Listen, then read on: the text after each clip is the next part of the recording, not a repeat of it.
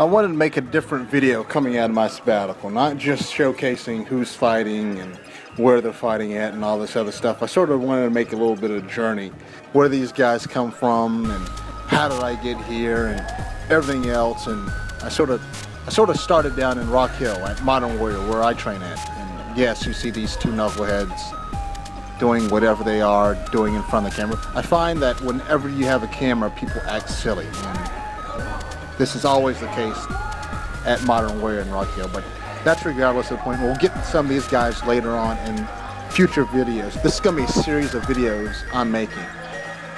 There's a lot of good fights coming up in the next couple of weeks. We're going to start off talking about the Rock at the Dock fights on June 6th, the one coming up. Then we're going to move on to the Warfare show. We'll be down there for that one, hopefully. Then the Elite card, that's going to be on June 22nd. Then we're going to finish up the series with the Freedom Fighter fights on July 6th. I'm going to talk to two guys, Shane Tyner and Tommy DiBernardo. These two guys are the pros headlining the fights coming up on Saturday. Tommy's the main card guy. There was a long sort of hour and a half boring ride through the countryside of South Carolina. I had a time to think about it. Once I got to Bowling Springs, there you see Revolution right there, sort of in the middle of nowhere. Let's sort of go inside and meet Shane. Probably one of the most famous things people remember Shane about is that lost ear fight he had with Kenneth Crowder over a year ago. This is the video of it right here. And it's one of those things that sort of have died down, but he still gets a little bit of notoriety out of it. Still get people coming up to me and asking me how my ear is doing and all. But I mean, the hype of that video has sort of died down now. A lot of people recognize my name, and people are looking at my more recent fights now, but just because they recognize my name. So it was a bad thing that sort of turned out to be good in the long run. People are sort of watching me now, and I'm getting a bigger fan base, so this helped me out in the long run. Odd nickname, Short Round. How did he get that nickname? Well, my first 3 amateur fights were ended in the first round under a minute, and the guys I trained with just sort of started calling me Short Round. Any Indiana Jones fan knows the little kid that was in one of the movies. His name was Short Round. So, and then being short on top of that. But it's sort of funny and sort of interesting. The guy he's fighting, they sort of have two similar paths right here. Shane's coming in with 3 straight wins. I think Vernon's coming in with 4 straight wins, even dating back to his amateur. They're pretty similar in age and height and weight, everything else. So it's one of the most equally matched fights we've seen in a while. Well, it's a fight I've been anticipating for a while. I knew he was getting into the flyweight division, and I know he has 3 fights now. So I've sort of been watching him, and being that we're both in the same area, I figured that eventually we would cross paths. And, yeah, me and Mo are sort of, we met at one of, I had already knew who he was, but the first time we met was at one of my fights in Pennsylvania. He was cornering a guy, and we got acquainted. We have a mutual friend, Al Simmons, and we chilled out at the after party afterwards and had a pretty good time. And he's a cool guy. I had no complaints about him. He's a good person. Since moving here to Bowling Springs and working with Revolution has helped out Shane so much, even picking up those 3 straight wins and just fixing his game. Oh man, I've evolved so much. Just some of the best training I've got has been here, and when I came here, I was on a losing streak, and I sort of went to the drawing board with Jimmy Fowler, and just looked at myself as a fighter and what I needed to work on, and over the past year I've improved 100% from where I was. So everything seems to be going pretty good. Well, the thing about me and Jimmy is, I did want to fight him for a long time, and my whole reasoning behind that was, at the time, I'm not sure what the rankings are now, but at the time he was ranked number 1 in the Southeast, and he hadn't fought in a while, and I was basically, if he was going to fight again, I wanted to fight fight him so I could come train with him. I didn't want to come train with him if one day he was going to fight and he was the #1 guy. You know, I wanted to fight him before that, but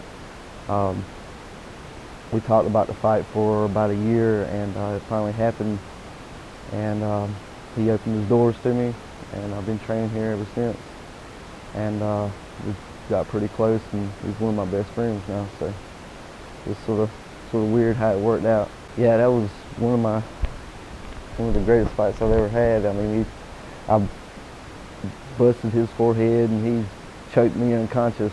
I mean, it was a very exciting fight. And despite always wanting to fight, fighting some top-level guys around this area, there aren't a lot of guys in Shane's weight class, which makes it sort of difficult for him to get in a lot of fights.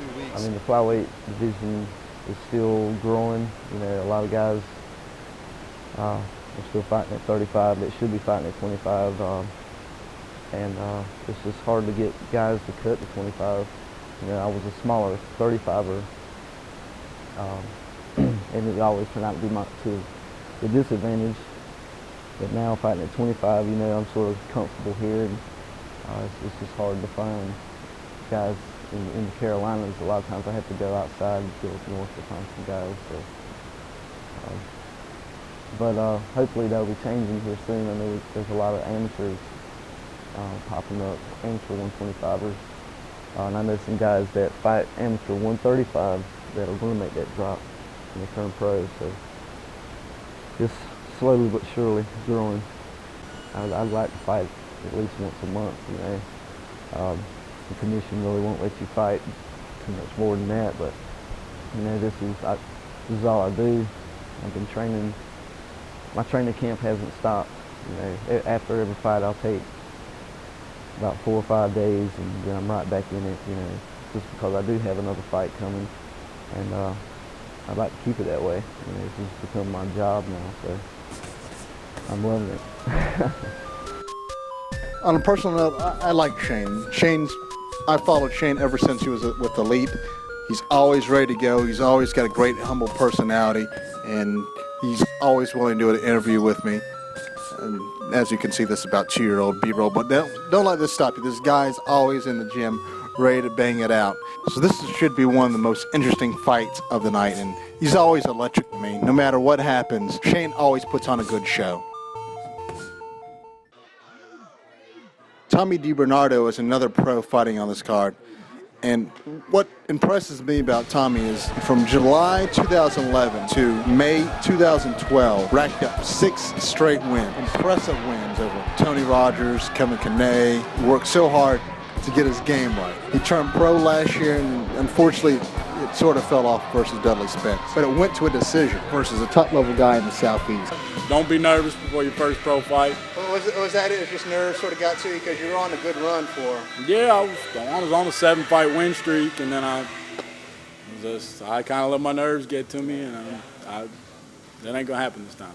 And the one thing that works to Tommy's advantage is he is surrounded by so many guys up there at Renegade. You know, you got Aaron Osborne, he's got Nick Smith, Ricky Rainey, Joey Carroll, so many other guys that I can't think of right now at 4 o'clock in the morning when I'm trying to do this voiceover. Can't speak enough about Renegade. Just look at how much we kick ass, and it speaks for ourselves. Yeah, Tim Parker's been a big help, letting me come in. He throws the key under here if I need to, if I got to work late, come in and get a work. And Brian Keller, who I've been with at the beginning, comes down here and come and get some work in with him. My brother's an all-state wrestler. He lives right around the block, so we come in here and get it in when we can. I mean, my brother weighs about 220, and he's strong as an ox. He's probably going to be wrestling somewhere. I think he's going to either walk on at NC State, or they're talking to give him out on a scholarship or something like that. So to have him push me, he's tough. You know, he's there. I got a couple other buddies that we all wrestled together. Aaron Osborne lives right around the block. He's from Renegade. A couple other guys. Brian Keller, he's been with me since '07. He helps me tremendously. Tim Parker's been a big help, helping me work mids. Phil Willis and Cornbread Allen. You know, Renegade, baby.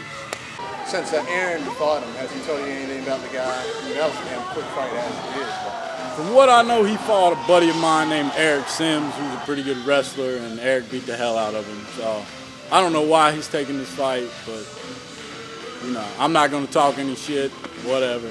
We'll handle it in the cage and sign the contract. Tyler, there's Brad, Camera. we're gonna spar.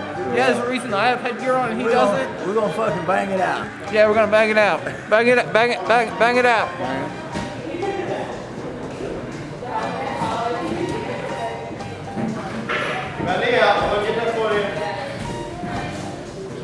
Jazz, that grappling is more fucked up than a football bat. I've seen better grappling in gay porn. Not that I watch gay porn, but you know what I'm talking about.